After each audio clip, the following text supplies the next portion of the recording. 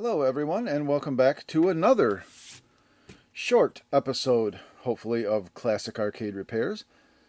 I have here a PlayChoice 10 PCB, and I was not even going to record this, but I decided to jump in late.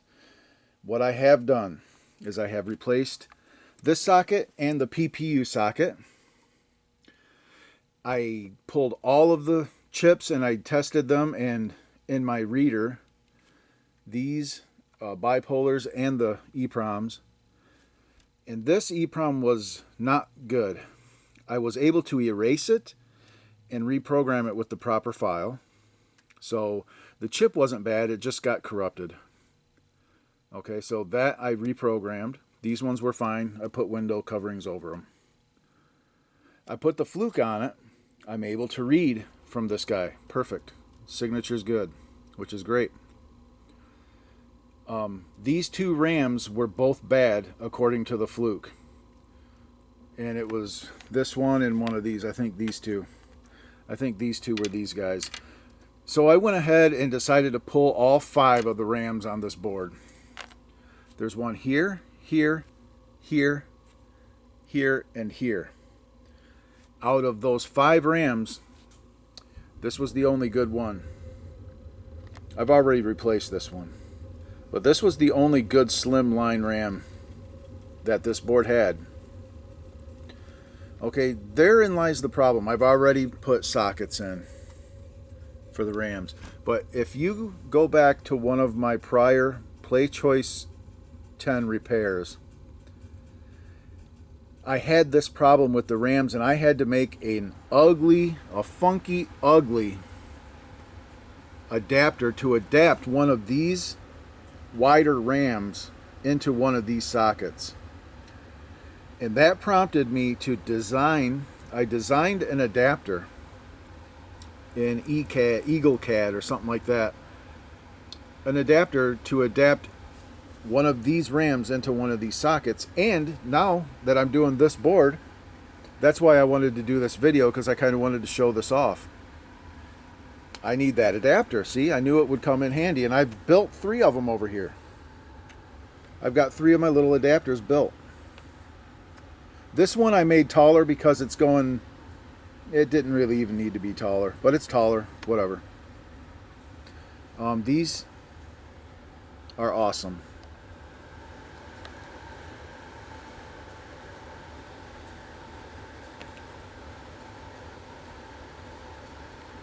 Yeah, I've got these 2 and then this taller one. I didn't even need to make a taller one, but I did. Yeah, so that's awesome. So I can put regular wide RAM into these, because the slimline RAMs that you can get, the speed timing, the timing is way off, and they do not work good in these boards. You need the 150 nanosecond or 200 nanosecond access time RAMs for it to run properly. The ones that you can get from like Mauser and stuff like that are slimline 24, they're like 30 nanosecond access time, 20 nanosecond access time. The timing's just way off. So yeah, so I needed a solution, so I designed these, and that's why I wanted to make this video, is kind of show these off. These things are awesome.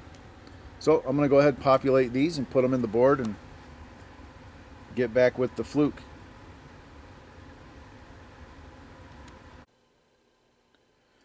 Alright, and here they are, and yeah, this one's a little wonky looking. It's like on stilts. But yeah, I learned my lesson. I don't need to make them that tall. But it works. And these ones look awesome in here. They're perfect. It's a great solution to this. But yeah, this is, I have notes here from my last, when I did PlayChoice. For the RAM at 8W, that's the one that's on stilts. You do this range, but you can only do 8800 to 8 BFF. That was my note for this RAM. And that's what I did right here. So you can just repeat it. And now we're good to go.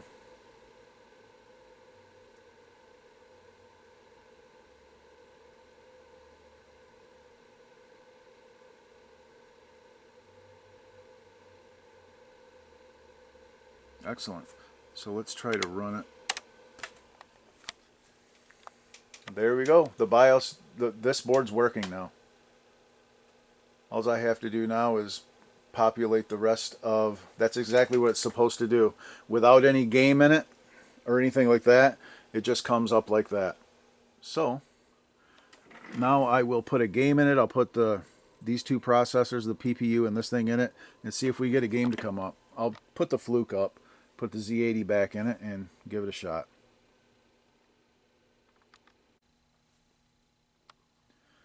Alright, I got a few games in it. Looks like Wild Gunman, Baseball, and Rad Racer. I put the PPU in it, the CPU, the RPA03 or whatever. And check it out. This is our, I don't know if this is the top monitor, but this looks perfect.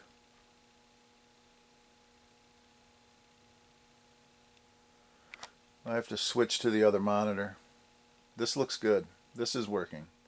So let me set this down, switch this to the other monitor. Let's see what we get.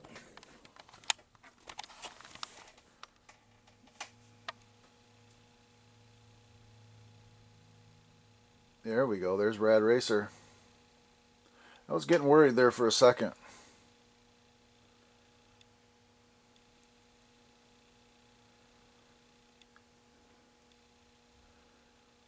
Oh, that up in the corner, I don't know what's going on up there. I think that's probably just this cart, because this, other than that, it looks perfect.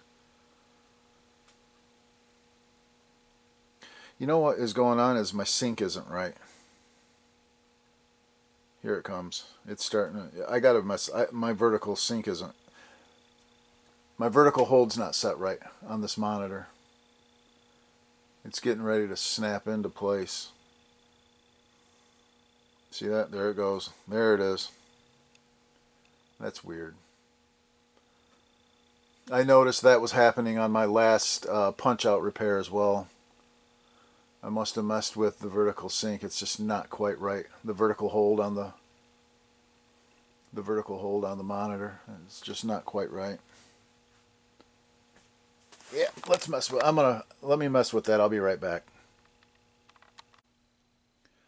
All right, yeah, I messed with the sync a little bit on the back.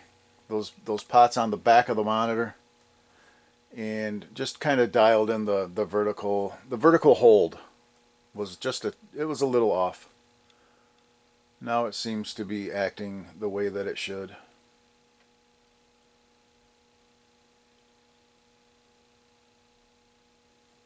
Yeah.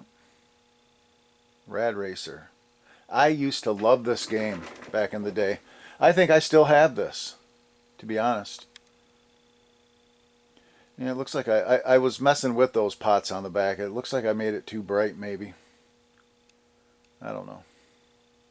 I actually think this color is not the same as it is in the regular Nintendo. And some of the colors aren't. Some of the colors are not the same as the regular Nintendo. See if this comes back. It should be snapped right into place when it comes back up. And it could take this a minute.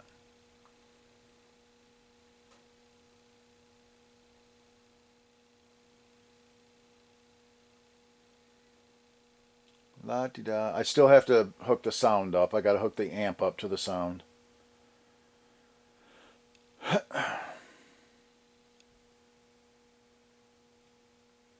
Yeah. Come on. There's Wild Gunman. Yeah, see, it comes right up into, snapped into place now.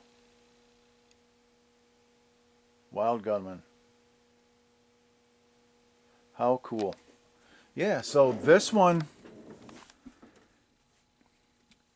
I'm going to hook up the sound. We're going to, mess around, test out some inputs and stuff and try to play a game or something like that, get some sounds going. But for the most part, This thing's looking good. Let me go ahead and get my amp hooked up and see what we can do.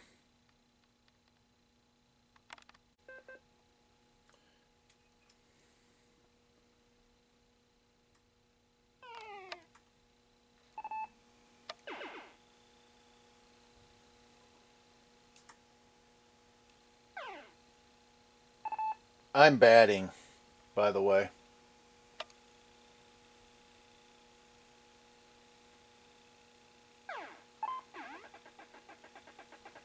Base hit. Yeah, it works. I can't play it like this, but I'm sitting here doing this.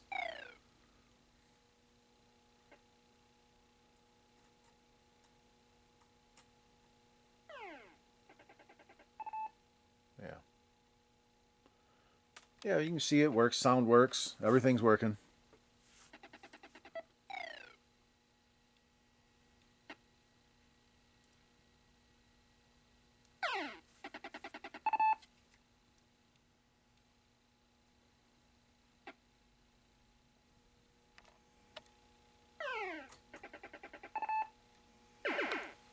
Out.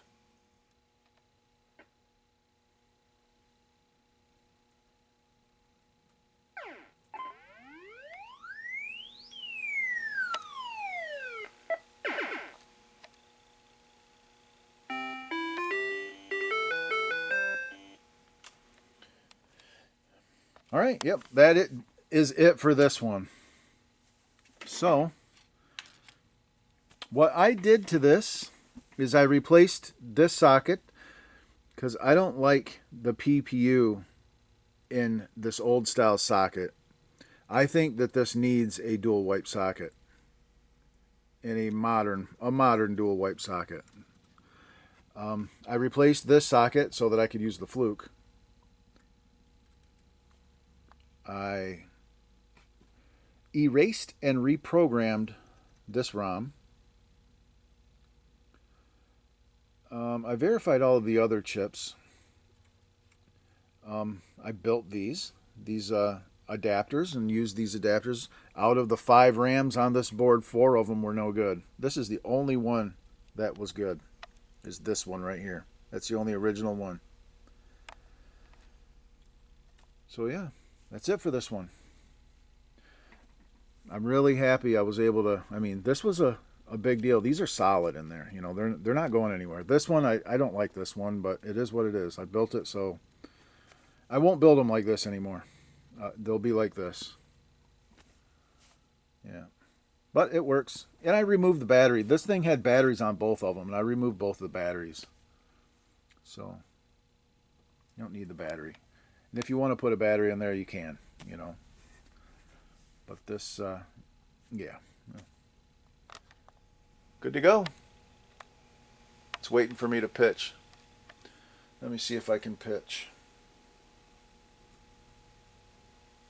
There. Yep.